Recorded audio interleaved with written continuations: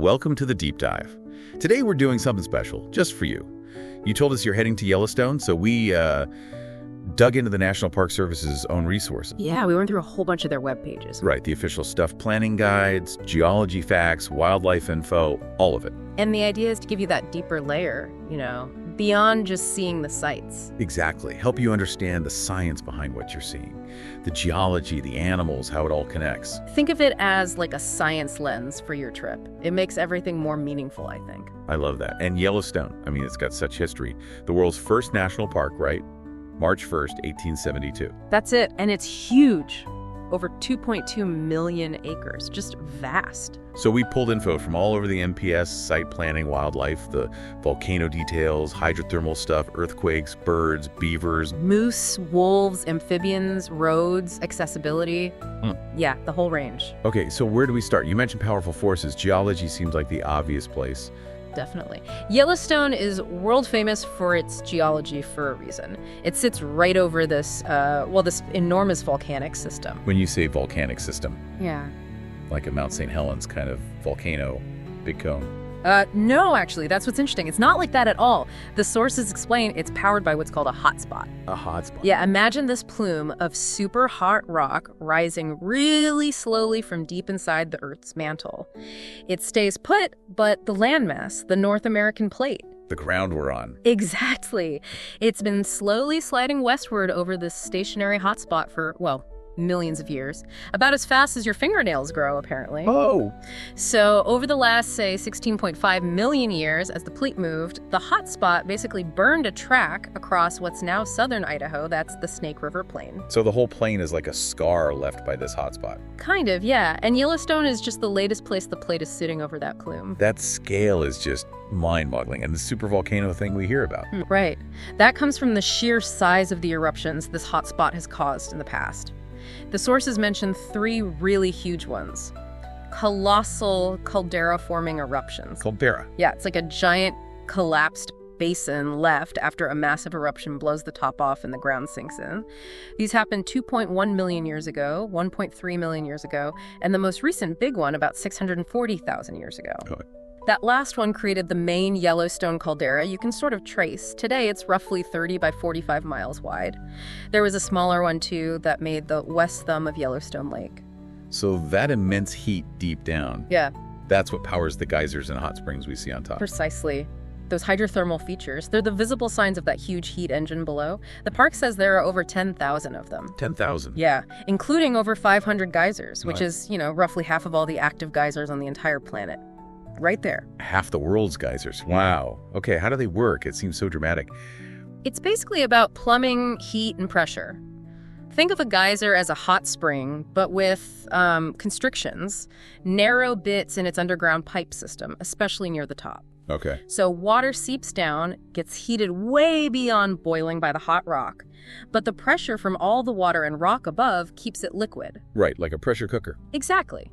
Then, as this superheated water rises and hits those narrow spots, steam suddenly forms and expands, like rapidly. Mm-hmm. That steam builds pressure, pushing the water above it upwards until, boom, it overcomes the weight, pressure releases, and you get that eruption of steam and hot water. Okay, that makes sense. And the cones and stuff around them. Right, so that hot water dissolves minerals from the volcanic rock, mostly silica from rhyolite. When the water hits the surface and cools, the silica drops out, precipitates. And builds up over time. Yep.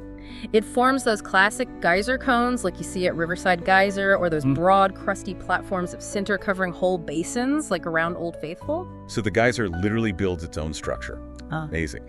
And the other features, quickly, what are they?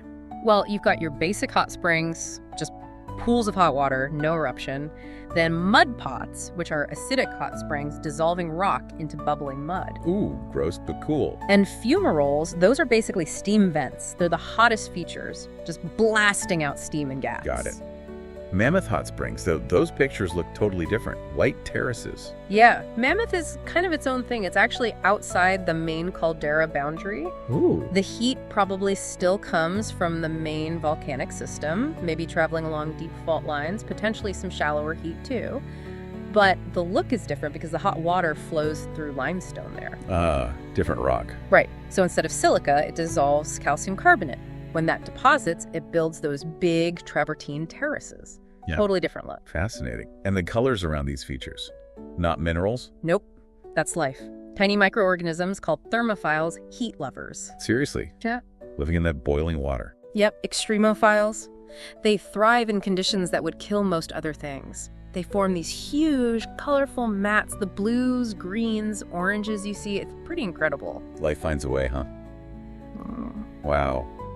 Okay, and all this underground heat and water, I bet it makes the ground shaky too. Earthquakes. Oh, yeah.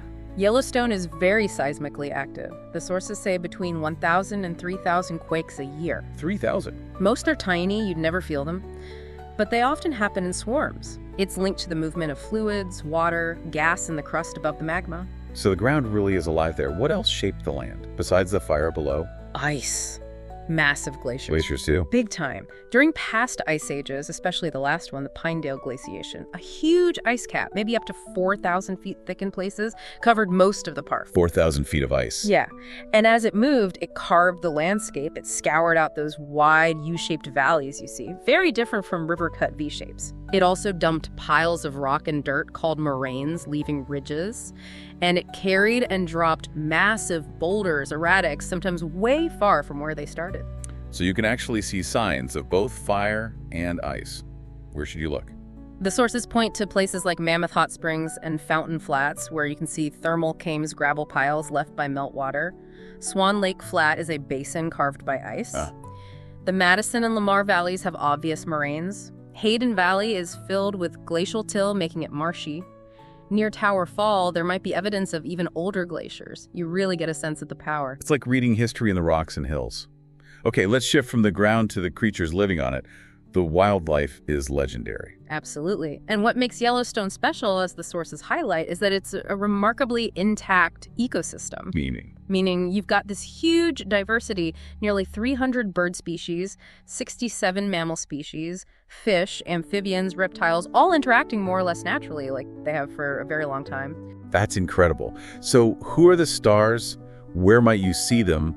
And what's the absolute number one rule? Number one rule, without question, is distance. Safety distance. The park rules are clear. Stay at least 100 yards, that's a football field, away from bears and wolves. 100 yards. Got it. And at least 25 yards away from everything else. Bison, elk, moose, everything. Never ever feed them. Use the pullouts to watch. Don't stop in the road. Stay in your car if there's an animal jam. And bear spray. Absolutely essential if you're hiking. Carry it, know how to use it, have it handy. Okay, bears and wolves, serious space. Bison, they're like the park's logo almost. Pretty much. North America's largest land mammal. Yeah. And Yellowstone is unique because they've been here continuously since prehistoric times. A real conservation icon. Where do you usually see them? Hayden and Lamar Valleys are classic spots year-round. Big open spaces. And don't let their size fool you. Bulls up to a ton, cows half that, but they can run 35 miles an hour. Faster than you'd think. Definitely. You might see them wallowing in dusty pits, especially when it's hot or buggy. And if you're there late July or August, that's the rut, the mating season. Bulls get pretty active. Good to know. Elk. Seems like they're everywhere. They're the most common large mammal, yeah. And super important prey for wolves and bears. The big northern herd winters along the Yellowstone and Lamar rivers. And the bulls have those huge antlers. Magnificent, aren't they?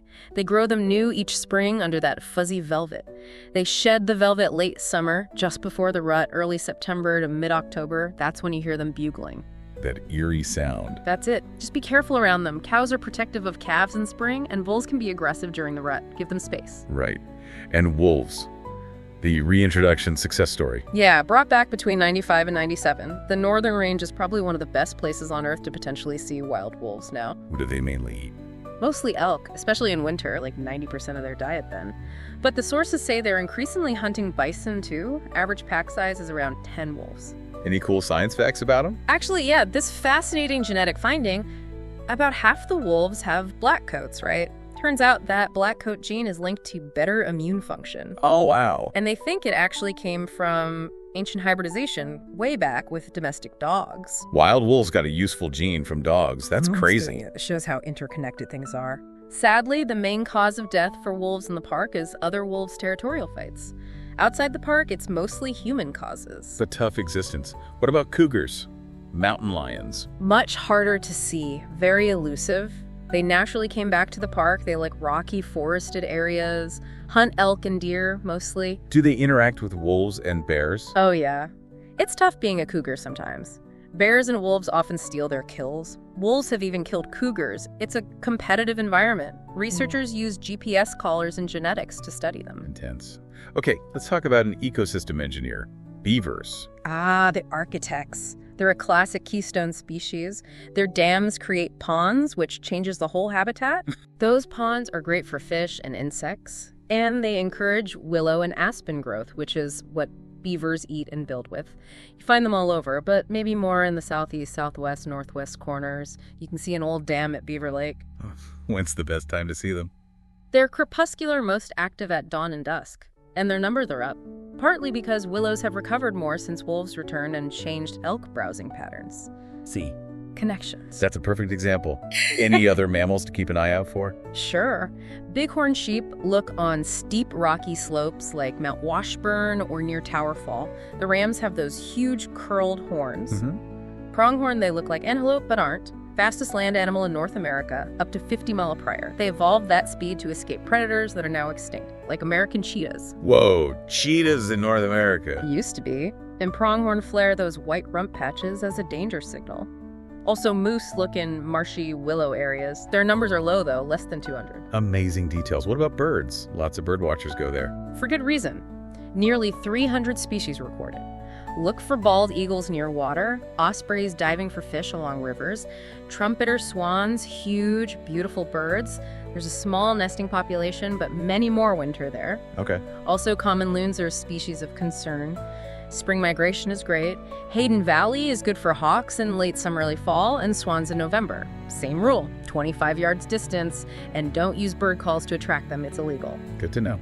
And fish, important for the ecosystem. Very, especially the native Yellowstone cutthroat trout. They're food for bears, eagles, otters, but they're threatened.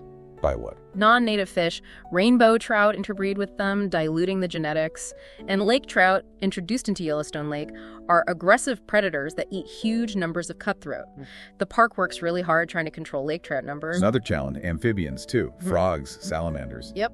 They're important indicators of environmental health because they're so sensitive to changes, pollution, climate, disease. They live in water and on land, part of the food web. Their health tells us a lot. So when you see all these interactions, wolves affecting elk, elk affecting willows, willows affecting beavers, trout being prey. Exactly. That's the intact ecosystem idea. It's this complex web of life, all interconnected, shaped by the geology and climate. It's what makes Yellowstone, Yellowstone. It really drives home the complexity. Okay, let's get practical again for your trip. Essential planning tips from the park sources. Top of the list. Understand that Yellowstone is seasonal. Things change dramatically through the year. Roads open and close. Facilities have limited seasons, usually late spring to early fall for most things. Could always check before you go. Always. Check the official NPS website for current road status, facility operating dates, and any alerts. Weather can close roads unexpectedly, even in summer. And I heard something about road construction for 2025. Oh yeah, definitely factor that in. The park website lists several major projects for 2025 Bridge Bay area, Gibbon River Bridge, Lewis River Bridge near Old Faithful, Yellowstone River Bridge by Tower, plus chip sealing pretty much park-wide. Meaning delays. Absolutely. Expect delays, potentially 15-30 minutes, maybe more in construction zones. Build extra travel time into your plans between areas. It's a big park. Good advice. We covered wildlife safety, but worth repeating. 100%. It's probably the most important safety message. Those distances, 100 yards for bears, wolves, 25 for others, are absolutely crucial. No feeding, no approaching.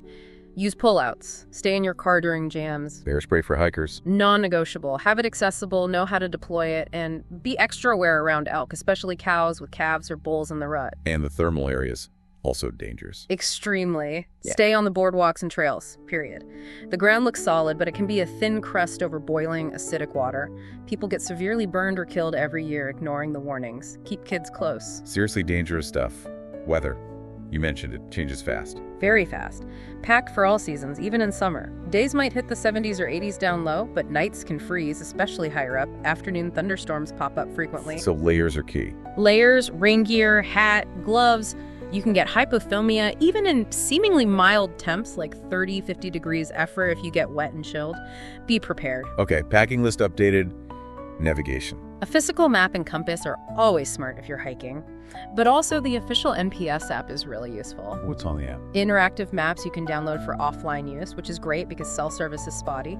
Info on services, accessibility, and real-time geyser predictions for the Old Faithful area. Oh, cool. Geyser predictions on your phone. Visitor center's worth stopping. Definitely. Albright at Mammoth, Canyon Village, Old Faithful, they're great spots for info, maps, permits, talking to rangers. The exhibits are good too. Canyon focuses on geology, Old Faithful on geysers, obviously. Is accessibility info easy to find? Yeah, the app has it, and the visitor centers do too. They list accessible trails, facilities. They even have things like a beach wheelchair available at Fishing Bridge. Great. Last thing getting in, passes. Yep. You need an entrance pass. You can buy it online beforehand or at the gate.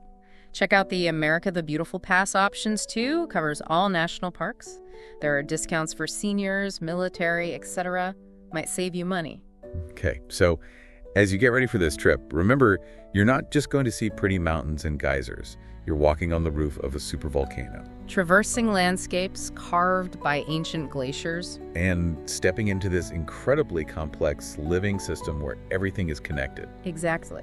And knowing a bit about how it's connected the hotspot, the ice, the wolves and elk and willows and beavers, it just makes everything you see richer, you know? You start noticing more. You really do. You see steam, you think about the pressure underground, you see a U-shaped valley, you picture the ice, you watch a bison, you think about its ancient history here, you look for sheep on the cliffs. It connects you to the place on a different level. It does. Yellowstone's story is one of deep time, immense power, but also subtle interactions.